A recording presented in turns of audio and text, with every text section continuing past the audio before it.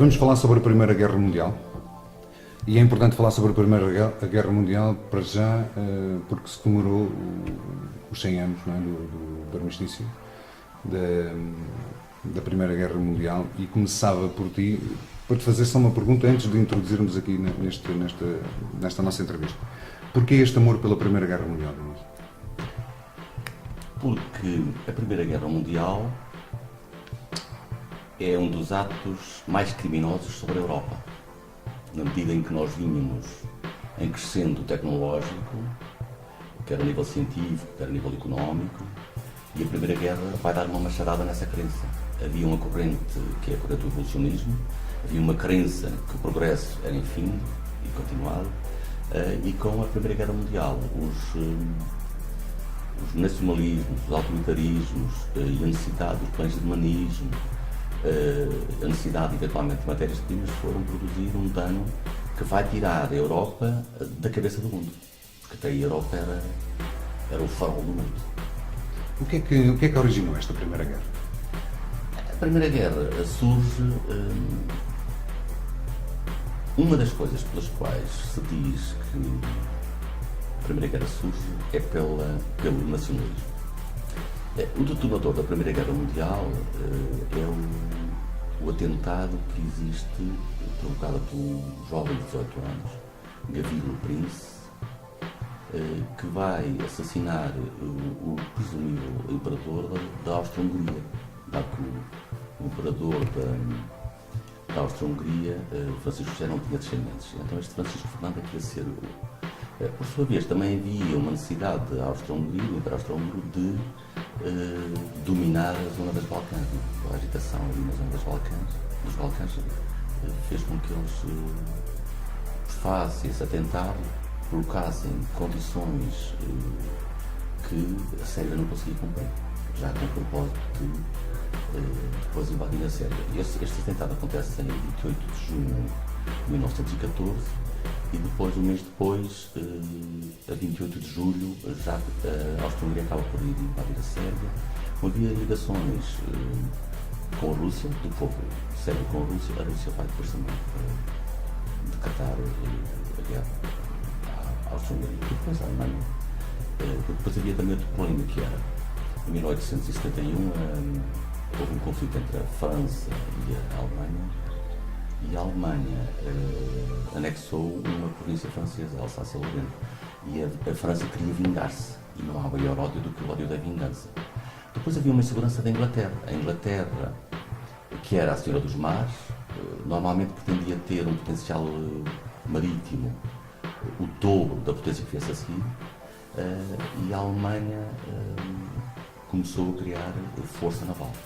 Isso colocou os ingleses também em alerta. Vai fazer com que eles depois comecem a política das alianças, a política das alianças todas, aquela instabilidade toda, e só essas alianças vão colocar todos contra todos. Denis, mas diz-me uma coisa, disseste aqui antes, e para fazermos a introdução a esta nossa primeira pergunta, que o mundo estava bem, principalmente a Europa vivia-se numa altura boa. Era um bocado encapotada essa vivência, porque para surgir uma guerra não foi... O assassinato, tudo bem, foi detonador, mas as coisas já estavam em efervescência já há algum tempo. A grande questão aqui a Alemanha, a dado passo, através da segunda Revolução Industrial, a Alemanha vai ter um domínio económico considerável. Nós tínhamos, por um lado, a França e a Inglaterra, que eram, digamos, democracias liberais, e depois tínhamos a Alemanha, a Rússia muito rural, que eram, digamos, regimes autoritários, autocráticos. E a Alemanha pretendia mais matérias-primas. Grosso modo, a Alemanha pretendia mais colónias. E isso até faz com que uma das razões, agora vendo a questão de Portugal, uma das razões pelas quais Portugal pretendia ir para a guerra era para salvaguardar as colónias. E o povo, de maneira geral, até concordava com essa ideia. Porque Portugal tinha tido conhecimento que a Inglaterra teria oferecido à Alemanha, se não a totalidade, pelo menos parte das nossas colónias, se a Alemanha não criasse poder naval, armada, se a Alemanha não criasse armada.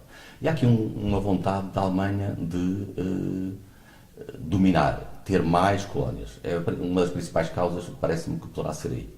O problema ali só tem a ver com a questão das alianças, porque havia uma aliança entre a Alemanha, a Áustria-Hungria e a Itália, E havia depois outra aliança entre a França, a Inglaterra e a Rússia. A Itália depois no conflito passa-se outra vez para o lado dos franceses e dos italianos. E depois havia também a Bélgica, que é fundamental, porque a Bélgica era, digamos, não é bem um protetorado, mas tinha, digamos, a proteção da Inglaterra, e quando a Alemanha vai para atacar Paris, fala através da Bélgica para fugir ao relevo. Porque, como sabes, os militares, quando fazem uma ação militar, planeiam, tendo em conta sempre 3 coisas: o inimigo, o terreno e os meios. Naquele caso, o terreno fazia com que eles fizessem um arco, que havia um plano mesmo de um oficial alemão, fizessem um arco e viessem para chegar a Paris mais depressa, porque também na zona mais curta. Qual é que era o objetivo desta Primeira Guerra? Era atingir o centro da Europa? Era atingir Paris? O objetivo era mesmo subjugar Paris, subjugar a França. O objetivo O que é que faltou? Faltou, por um lado, a grande resistência dos franceses. Normalmente o que acontece? Quem combate na sua terra é sempre mais lutador. O povo tem uma expressão que diz: em terra estranha as vacas cornam os bois. E o que acontece é que a Alemanha pensou, e temos o caso de Verdun, a Alemanha pensou que seria fácil subjugar a França, fazendo essa guerra, nessa posição, essa batalha, definhando-a, pondo os joelhos. Mas, na realidade, os franceses combateram tenazmente. Também o general que os comandava também era um indivíduo digamos, feroz, por forma que, se os franceses retirassem, fugissem das posições, também os mandava matar. E eles resistiram ali. E depois a Alemanha depois vai entrar quase numa guerra defensiva até 1918, até março de 1918. Os meios, há bocado falaste aí no relevo, nos meios, os meios entre os dois, entre as duas alianças havia muita disparidade de meios, havia um potencial de combate maior de um do que do outro? Havia diferenças de meios, mas os aliados, depois não sou todo, depois com os aliados americanos, equilibravam a coisa. Mas havia diferença de meios. A Alemanha tinha, fundamentalmente, o que a Alemanha, depois no desenrolar da guerra, não no início da guerra. No início da guerra o que acontece é que eles pensavam que iam ali fazer a guerra, que voltavam a passar o Natal a casa, e a dada altura estavam frente a frente milhões de combatentes nas trincheiras, não é? Mas o que a Alemanha tinha, nomeadamente estamos a falar aqui no consequência dos portugueses, porque esta minha entrevista também visa homenagear os mafrenses que combateram na Primeira Guerra Mundial. E o Conselho de Mafra, pelas minhas estimativas e pela minha experiência de investigação, para construir este livro, Mafra terá mais de 200 combatentes na Primeira Guerra Mundial, quer em França, quer em África. E nós, mas já lá vamos com a participação portuguesa. Agora, o que a Alemanha tinha em supremacia, nomeadamente no tal 9 de Abril, era a artilharia. O que acontece, eles com a artilharia destroem todos os postos de comando, tudo e mais alguma coisa. Em termos de artilharia, o que surgiu ali na Primeira Guerra Mundial, que é de considerar, são as metralhadoras. O que acontece até aí, as metralhadoras têm uma cadência de tiro e uns efeitos sobre os combatentes demolidores. E também surgem ali pela primeira vez, os carros de combate e por aí fora. Mas o que fazia com que a Alemanha tivesse preponderância sobre os demais era a artilharia. E estas coisas já vêm de trás, quer dizer, os Estados Unidos depois também intervêm de apoio nesta guerra. Os Estados Unidos intervêm pelo seguinte, porque os alemães não ouvem os ingleses e constroem força naval. Ao construírem força naval, enfrentam os ingleses numa batalha ali no Mar do Norte, no Canal da Mancha. Nessa batalha, o que acontece é que os alemães nem sabem muito bem nessa batalha. Não houve uma supremacia clara nem da Inglaterra nem da Alemanha, mas a Alemanha percebeu que não conseguia passar para o Atlântico com a superfície da água, a tona de água com os cruzadores, e então investe nos submarinos. E vão ser os submarinos que vão originar a entrada, depois em 1917 até Portugal na guerra, e vão também originar a entrada dos Estados Unidos na guerra, porque os submarinos alemães começam também a destruir a marinha mercante americana. Por aquilo que se lê, Portugal aprisionou alguns navios alemães que estavam aqui no nosso porto, não é? Segundo reza a história, e depois foi-nos declarado guerra por esse motivo. Qual é que era? Já falaste aqui que havia alguns interesses de Portugal nesta participação da guerra. Qual é que era definitivamente o grande interesse de Portugal? Estávamos aqui no canto da Península Ibérica, fomos para a guerra com levar os homens todos para lá, sabendo que não estávamos assim tão bem equipados quanto isso. O que é que fomos fazer na Primeira Guerra? Portugal tinha, quase desde o início, como há em relação a qualquer fenómeno, parte era a favor da guerra, era a favor da participação da guerra, e a outra parte era contra participar na guerra. Estamos a dizer na guerra na Europa. Em relação à participação em África, havia um consenso nacional. Nós já estávamos em conflito com os alemães no sul de Angola e no norte de Moçambique. Nós para o sul de Angola enviamos 2 expedições, para Moçambique enviamos 4, mas no entanto ainda não havia declaração da guerra contra a Alemanha. Mas os guerristas, especialmente os 3 elementos mais importantes, o Afonso Costa, o Norton Matos, que era o ministro da guerra, mais o João Chagas, que era o embaixador em Paris, esses sempre defenderam a ida para a guerra. E depois havia outros, até alguns pensadores, quase com aquela ideia da guerra ainda como um gesto heroico, o António Casimiro e outros, porque houve pessoal que foi para a guerra como voluntário, mesmo oficiais foram para a guerra como voluntário, porque tinham esse imaginário.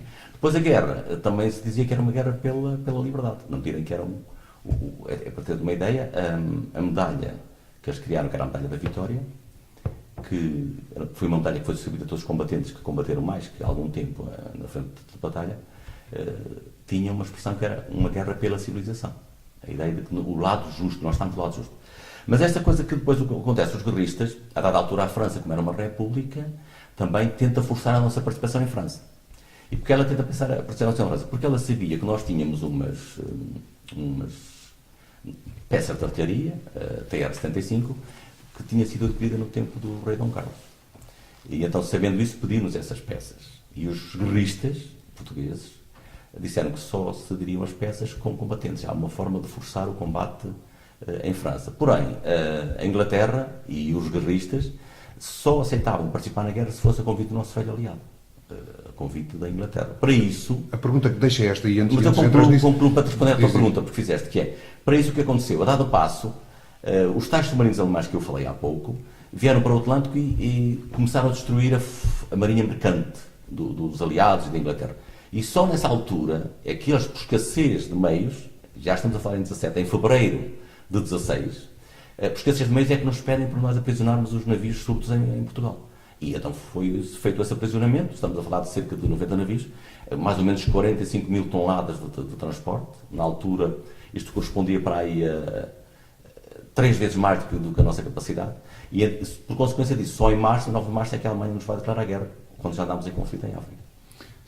Portugal, como um país tão pequenino, com a problemática das colónias e com a possível participação nesta guerra, havia assim tantos jovens e havia tanta gente em Portugal para se poder estar em vários teatros? Portugal éramos cerca de 6 milhões, mas antes disso eu ia responder à questão que tu colocaste, que é, há um consenso em relação a 3 coisas pelas quais nós participamos na guerra. Já vimos uma que era a questão da guerra colonial, a outra era também algum receio das monarquias europeias, especialmente da Espanha, e a terceira era, talvez aquela que fazia com que os guerristas existissem mais, para eles pretendiam ver se arranjavam uma força, um acontecimento que congregasse à sua volta a população nacional, isto é, a ideia da República, e pensavam que a guerra seria um bom meio para isso. Mas nós não tínhamos, de facto, capacidade, nem económica, nem financeira, não tínhamos capacidade para colocar uma força de tão grande dimensão em França. Nós fomos os primeiros combatentes que vão em janeiro. Normalmente a classe que vai é a classe dos nascidos em 1895, que depois é incorporada em 16, faz a preparação toda em 1916 e em janeiro de 17 é que avança. Mas nós não tínhamos essa capacidade, não tínhamos capacidade, por isso é que muito cedo os ingleses perceberam que nós não tínhamos capacidade para ter uma divisão móvel.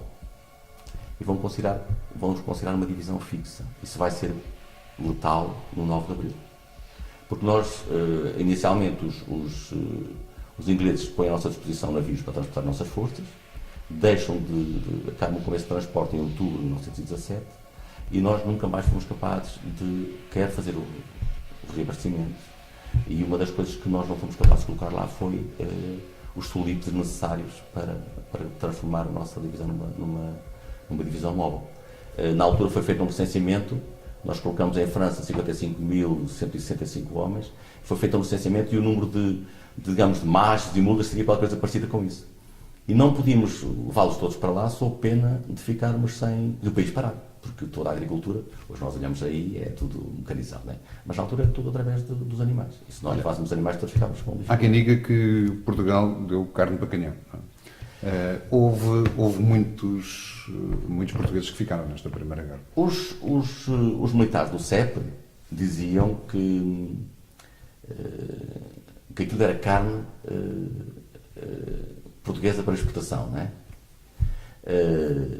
Mas fundamentalmente o que me parece que vai penalizar fortemente os militares em França, porque os nossos militares, quando saíram daqui, saíram sem armamento. Okay. Ou seja, os nossos militares, quando saíram daqui, não tinham qualquer armamento. Eles embarcavam em Lisboa, a viagem demorava mais ou menos 3 dias. Enquanto houve esses comboios eram escoltados.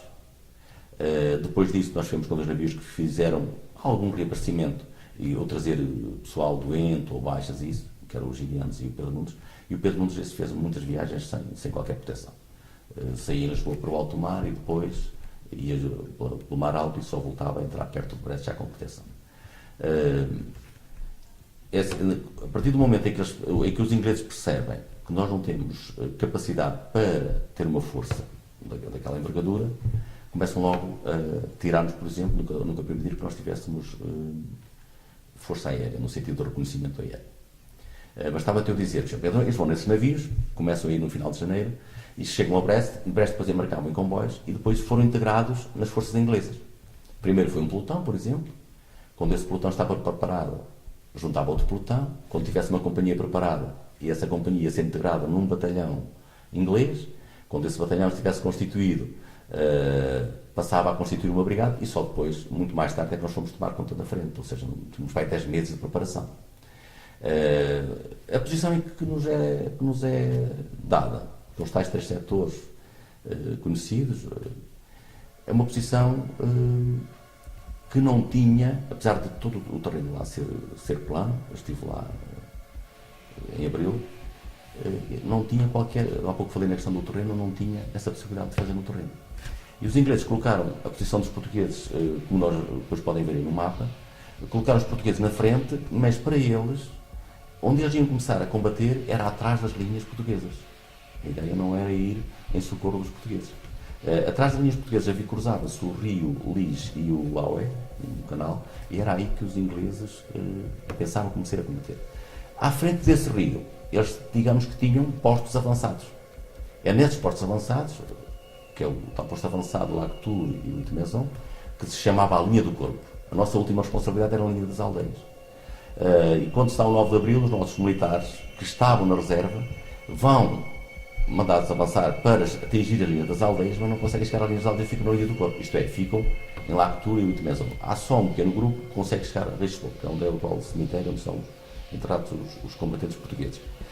E esses militares aí, como já tinham um enquadramento inglês, porque os ingleses estavam nessas posições avançadas, nomeadamente através da cavalaria e dos ciclistas, vai haver aí a possibilidade de uma certa notariedade a alguns combatentes. Notariedade que era visualizada por forças estrangeiras. E vai ser daí que vai sair o tal soldado português mais condecorado de sempre, com medalha de Torre Espada, que tinha por apelido Milhais e depois, mais tarde, acaba por ficar com o apelido Milhões, porque o Freire do Amaral, que era o comandante do batalhão, que tinha sido antes comandante dele e é depois do 9 de Abril, referindo-se a ele, referiu que tu és Milhais, mas vale Milhões. É aí que ele vai surgir.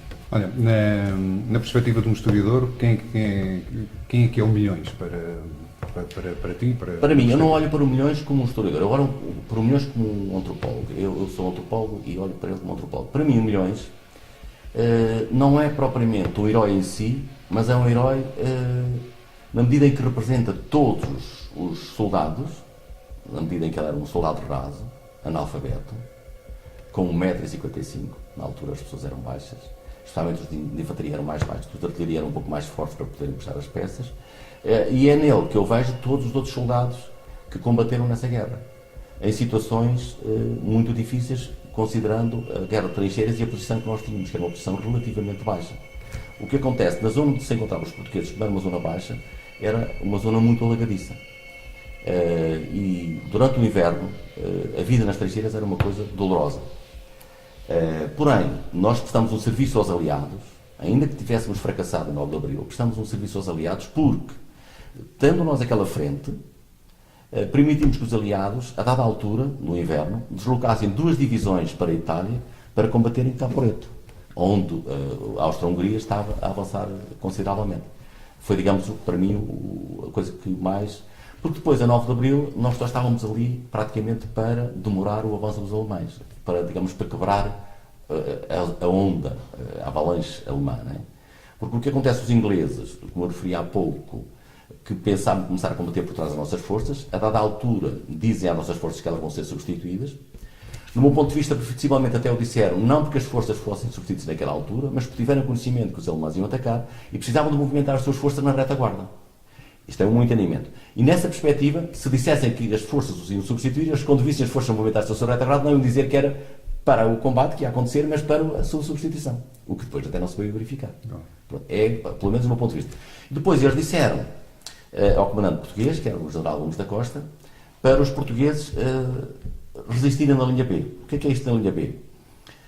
Vou tentar fazer aqui um quadro para quem nos ouve. A linha da frente era constituída por 3 fiadas de arame farpado. Depois havia entre as nossas 3 fiadas de arame farpado e os alemães mais 3 fiadas deles, digamos, e eles atrás dessas linhas. Essa zona aí chamava-se a tal terra de ninguém, que na gíria dos nossos soldados chamavam a Avenida Afonso Costa, como crítico ao homem da República em Portugal. Depois tinha essas redes, depois tínhamos a linha B, que era uma linha de trincheiras, tínhamos uma linha A, que era uma linha de trincheiras, uma linha B, com trincheiras de ligação entre elas, e uma linha C. Depois, atrás destas linhas, tínhamos então a linha das aldeias. E a ordem dos ingleses para os portugueses é que eles resistam na linha B. No entanto, o oficial de ligação e o que refere isto, e o oficial de Estado-Maior que solicitou que essa ordem fosse dada por escrito, mas os ingleses nunca o fizeram. E o que aconteceu foi que os portugueses, como a zona era muito aligadiça, as trincheiras não eram construídas para baixo no solo, o solo não tinha consistência. Então, quando se dão os bombardeamentos terríveis, estamos a pensar aí numa granada por cada 2 metros quadrados, uma coisa assim, ou 3, as trincheiras ficam completamente destruídas, porque eram, digamos, lama, em sacos de terra, não é? E os portugueses que ficaram na linha da frente, grande parte deles foram prisioneiros de guerra, e os outros foram vítimas da artilharia alemã, porque em termos de combate quase não tiveram capacidade. As baixas foram elevadíssimas. Tivemos baixas, mas não tivemos tantas baixas como se possa pensar. Tivemos mais prisioneiros de guerra do que baixas. Porque o pessoal estava na linha da frente. Eu tenho um livro de um prisioneiro de guerra, o segundo comandante da 6ª Brigada, e nesse livro fala-se lá de uma história, ele a falar com a sua ordenança. E o que acontece é que as nossas forças estavam muito desfalcadas ao nível de oficiais. E depois houve outros fenómenos. Nós tivemos uma guerra intermitente, cara. Isso teve uma implicação direta lá, no CEP. O que aconteceu? Numa fase inicial, os republicanos tentavam mandar para lá os oficiais monárquicos, com receio que eventualmente houvesse cá revoluções contra a República, exceto o chefe de Estado-Maior, que era para controlar os oficiais que mantinham o Ministro da Guerra, o António Matos, informado. Depois, quando chegou o Sidónio Pais, desse o inverso. O Sidónio Pais foi buscar alguns militares do CEP e que não regressaram. Então, as nossas companhias estavam quer com déficit de praças, quer com déficit de oficiais. Estavam, sei lá, não havia nenhuma companhia que estivesse acima de 70%, por exemplo, dos efetivos. E isso foi terrível também para nós. O comandamento era fundamental, ou seja, o tipo de oficiais que se tinham nas unidades era muito importante. Por isso é que houve unidades que se sublevaram, por exemplo, e houve unidades que combateram até ao final. É onde se destaca esse tal regimento de Infantaria 15, porque provavelmente os comandantes têm uma influência muito, muito importante nisso, que tiveram. Vamos agora falar um bocadinho sobre o nosso Conselho. As pessoas que eram oriundas aqui da nossa zona, onde é que eles eram mobilizados, para onde é que eles iam? Tens conhecimento dos estudos que fizeste, tens conhecimento nos locais onde eles andavam? É assim, eu publiquei este livro, não é? E sobre esta região eu tenho dados precisos. Sobre o Conselho de Mafra, não tenho dados precisos, mas houve muitos militares do Conselho de Mafra. Não sei mesmo se haverá alguma localidade, provavelmente são as mais pequenas, que não tenham tido nenhum combatente. Quando a República é instalada, a República mexe na organização do Exército. Logo em abril, a República mexe numa coisa muito importante, que é a separação das igrejas e do Estado. E em maio, mexe na reorganização do Exército. A zona de Mafra ficou na primeira divisão, que pertencia a Lisboa. Lisboa, digamos, tinha a primeira divisão e o campo interestadual de Lisboa. Normalmente o recrutamento era um recrutamento de proximidade. É muito provável que os militares do Conselho de Mafra, os de infantaria, fossem integrados no Regimento de Infantaria 1, no Regimento de Infantaria 2, que era em Lisboa, e que estivessem, vendo ali naquele mapa, vê-se que o Regimento de Infantaria 1 estava na linha da frente. O que me leva a supor que tenham tido muitos prisioneiros de guerra do Conselho de Mafra. Ou baixas. Ou baixas, e baixas também. Não, isso tenho a certeza absoluta, porque os dados que eu tenho concretos é sobre o Conselho de Mafra, né? Porque fiz o levantamento minucioso, pelo facto de ser o Conselho de onde nasceu o tal soldado da Primeira Guerra Mundial, o soldado a nível Augusto Milhais. Mas de Mafra, tenho também a certeza de que, muito provavelmente, no Conselho de Mafra, nós tivemos mais de 200 de combatentes da Primeira Guerra Mundial. Quase não houve localidade de grande dimensão, mesmo em Portugal, que não fosse tocada. Primeiro porque nós éramos poucos. Depois, e basta vermos isto, quando o Salazar chega ao poder, e vem, está já no poder com o poder consolidado, vem a Segunda Guerra Mundial, ele promete uma coisa: promete-vos, livre-vos da guerra, mas não vos livre da fome. Ora, sendo a guerra, como diz o padre Antônio Vieira, a calamidade com todas as calamidades dentro, também lá está a fome. Claro. Ou seja, a guerra tem todas as calamidades. E isso leva-me a pensar que se o povo aceitou com facilidade passar fome, é porque ainda tinha na memória os fenómenos da guerra. Assim como os oficiais que estiveram no CEP, o CEP veio condicionar o futuro de Portugal. Para teres uma ideia... Veio condicionar porquê? Veio condicionar por isto, porque os oficiais do CEP são eles que, face à forma como eventualmente interpretaram a dor do sofrimento lá, a falta de meios, as promessas não cumpridas da substituição, do regulamento, não sei o que mais, do pessoal, vão fazer depois do 28 de Maio. Quem vai estar à frente da intentona de 28 de Maio, que vai instalar a ditadura militar, depois vai convidar o Salazar para o Ministro das Finanças, muito embora o Salazar já fosse do movimento católico, já era um deputado por Coimbra, vai ser o General Gomes da Costa. O General Gomes da Costa não era nem mais nem menos do que o comandante da 2ª Divisão em 9 de Abril. E que ficou praticamente logo fora de combate, porque a artilharia alemã bateu primeiro os postos de comando.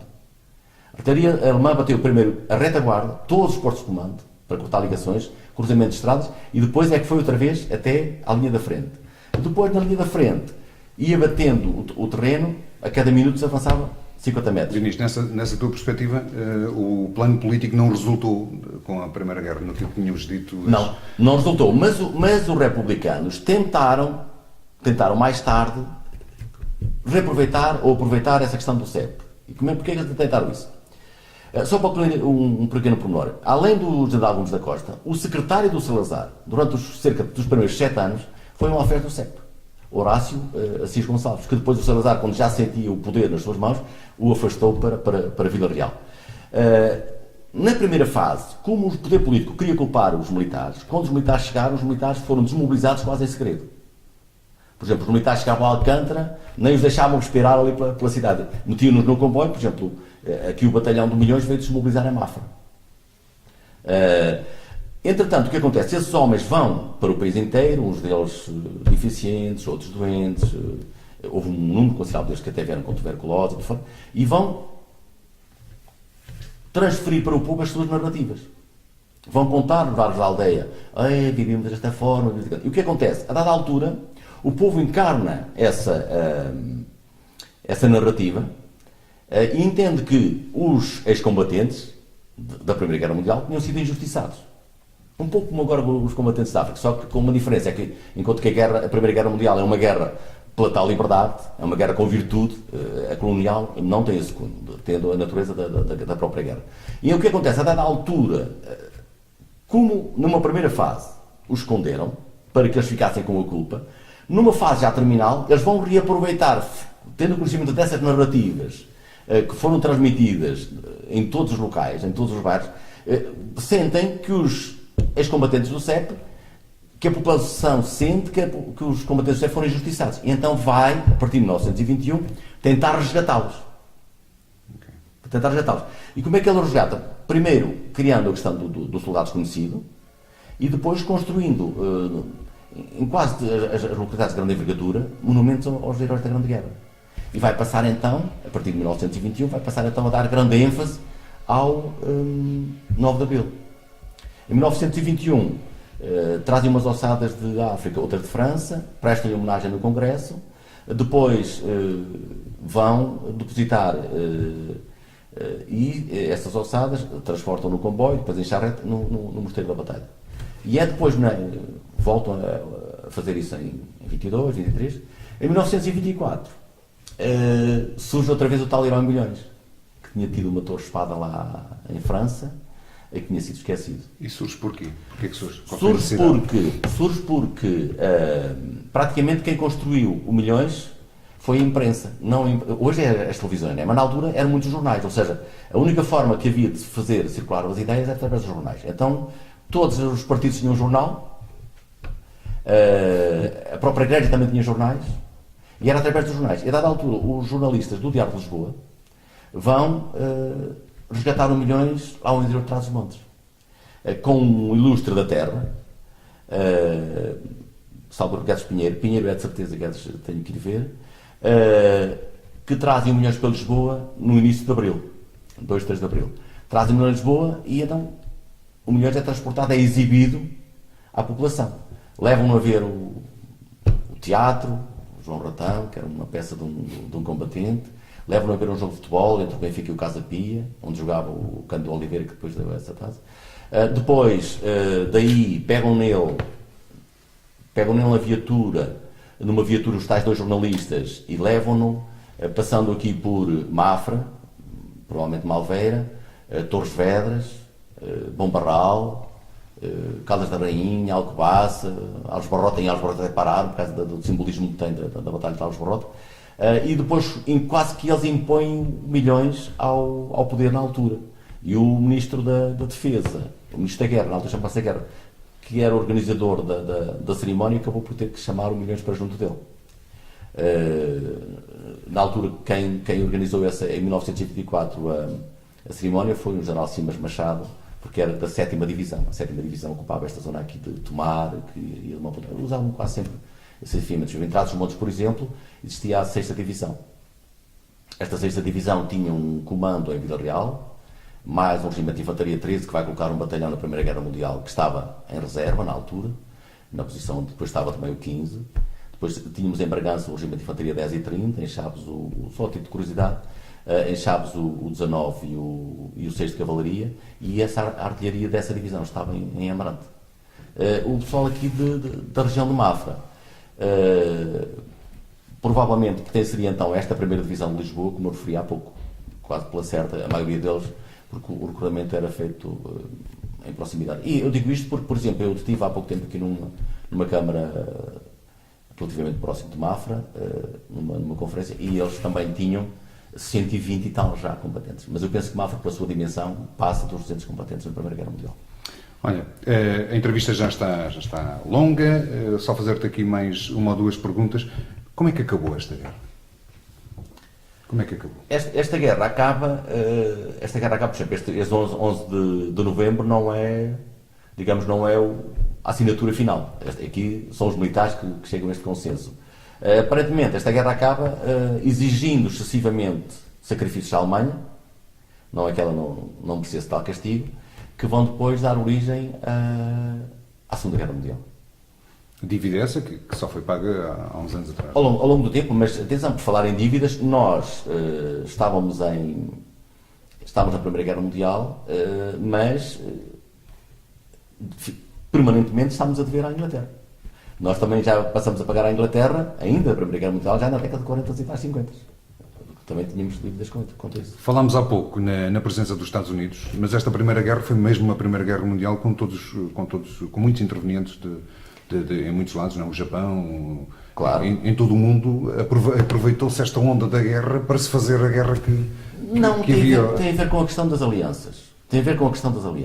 As alianças são determinantes. Mas a Primeira Guerra ainda tem outra coisa a ver. A Primeira Guerra Mundial vai criar, digamos, o desejo da própria independência das colónias. Logo nessa altura, apesar de só acontecer mais tarde, né? Porque, em 1957 só havia 6 países independentes em África. Mas o que acontece? Os grandes impérios, os impérios franceses, foram obrigados a recrutar nas colónias. E trouxeram esses combatentes para a França. Até tiveram problemas ao nível, por exemplo, da alimentação.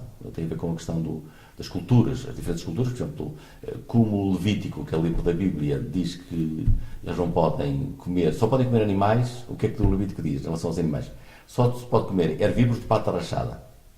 Então, apesar do porco ter pata rachada, não podiam comer o porco. E isso fez com que tivessem alguma dificuldade em alimentar essa malta, porque precisavam de ir comprar cabras. E não, os porcos reproduzem-se muito mais depressa, não é?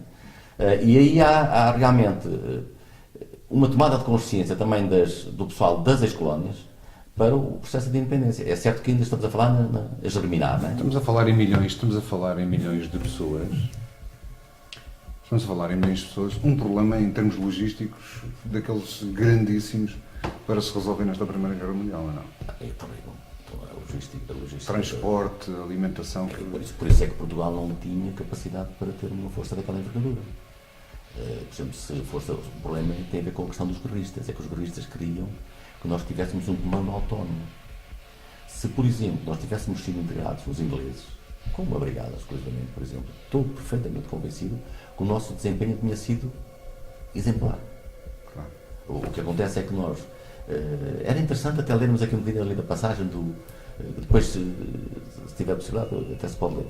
O que acontece é que não era a questão do combate que prejudicava. O problema é as promessas não cumpridas. O que perturba os militares, ou na altura, e parece-me que sempre, é quando lhe dizem uma coisa e depois aquilo não acontece. Porque eles dão aquilo mais sagrado que têm, que é a vida, e depois dizem, vocês vão ter isto, e depois não têm. Vocês vão ser substituídos, e não são substituídos. Os oficiais ainda tinham alguma capacidade. São uma história que já vem de longe, então. Claro, sempre. Olha, quem é que tirou o maior proveito desta Primeira Guerra Mundial? Quem é que ganhou com isto? Para mim, os Estados Unidos. O que acontece? Depois a segunda Grande Guerra é a machadada final na Europa.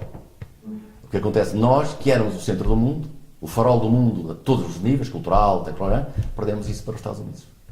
Os Estados Unidos vão tirar proveito, claro, desta Primeira Guerra Mundial. Muito embora já estivessem em algum crescendo, mas não tinham ainda continuava a ser a Alemanha, a Inglaterra, a França. Estamos a falar numa Europa completamente destruída. Completamente. Aquilo, para teres uma ideia, por exemplo, os prisioneiros de guerra, a Europa depois demorou muito tempo a erguer-se, mas o que acontece é isso, quando está aquela coisa que quando estamos na parte mais baixa da roda, aquela roda nos eleva, não é? Às vezes é fácil crescer quando está lá em baixo. É fácil fazer esse crescimento. Mas a dada altura, os prisioneiros alemães, a Alemanha começa a ter problemas, porque a Alemanha, quando ataca aqui Nova Vida, era com o propósito de vencer antes de chegarem os americanos. Porque sem a presença dos americanos, porque a Alemanha tinha feito o acordo com os russos. Deixou, em vez de ter duas frentes, passou a ter só uma frente. E só com uma frente, eventualmente, poderia produzir resultados. E não produz mais resultados, porque a dada altura o que acontece? A Alemanha avança aqueles 15 km ou 10 km até aos rios, e o que acontece a partir dessa altura? Os ingleses também usam pela primeira vez uma coisa que se chama defesa em profundidade, que isto é, em vez de fixarem numa posição, fixam-se, mas vão retirando. Tirando o campo, não é? Porque, por exemplo, o que acontece? A maneira mais duradoura de se resistir é retirando, é fugindo, digamos. Não é? Fugir de forma ordenada. Os ingleses vão usar essa técnica. Quando veem que não têm capacidade para suster os alemães numa posição, vão recuando para outras posições. E o que aconteceu foi que, a dada altura, a artilharia alemã, depois daquele primeiro avanço, perde as referências das unidades do inimigo, digamos. Deixa de saber onde estão os postos de comando. Então não os podiam bombardear. Porque o primeiro plano de tiro foi de tal ordem que nós tínhamos baterias que se chamavam baterias silenciosas, isto é, baterias que nunca fizeram fogo para não ser localizadas, e eles até essas destruíram. E nós não tivemos capacidade de reabastecimento. Falaste da questão do jornalista. Por exemplo, nós dessas não tivemos capacidade nenhuma de transporte. Só houve, salvo erro, uma bateria que foi reabastecida uma vez. Nós não tivemos qualquer possibilidade. Algumas peças de artilharia tiveram que ser destruídas, também já não tínhamos munições, tiveram que ser destruídas para não caírem nas mãos dos alemães. Há, inclusive, um quadro de um pintor que acompanhou as forças voluntariamente. um dos quadros é o militar a destruir uma peça de artilharia. Portanto, que acompanhou nossas forças foi um fotógrafo, mas foi o regime que o tratou, que é o Garcês, e depois o Sousa Lopes, que era um pintor, e era um dos quadros famosos que ele tem nesses aspectos, porque não tínhamos capacidade para retirar o nosso material, ou seja, o nosso material ficou todo também nas posses dos alemães. Inês, última pergunta. O que é que retiramos, ou quais foram os ensinamentos, o que é que aprendemos, para já, o que é que a Europa aprendeu com esta Primeira Guerra e o que é que o mundo aprendeu com esta Primeira Guerra?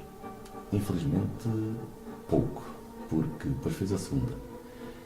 Hoje fala-se dos nacionalismos de novo. Há uma diferença entre ser patriota e ser nacionalista, porque nós devemos ser patriotas. Hoje fala-se muito nesse nacionalismo, mas atenção, as democracias pressupõem mais informação, um aumento da cidadania, por conseguinte, os cidadãos das democracias, e também uma questão de tempo, são cada vez mais esclarecidos. E muitas vezes o que cria o aparecimento de políticas autoritárias é o facto de os nossos políticos não terem ética. Porque a ética é a base da democracia.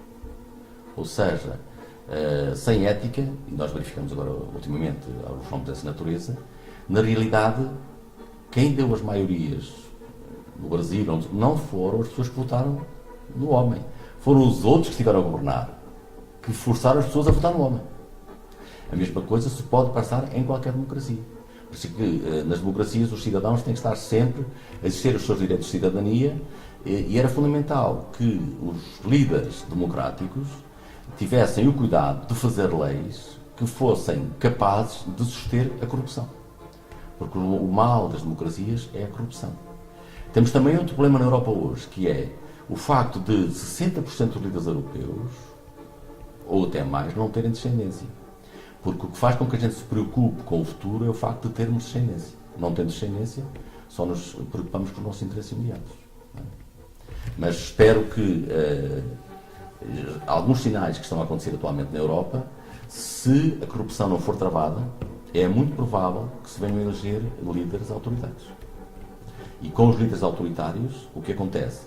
Se na democracia a informação já é manipulada, com os líderes autoritários ela é sonegada.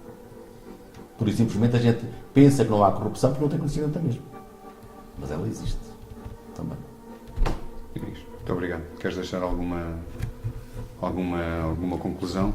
Em jeito de conclusão, só queria dizer que aceitei vir aqui ao 1717, por um lado, porque queria também prestar uma homenagem a todos os combatentes que miseravelmente combateram na Primeira Guerra Mundial.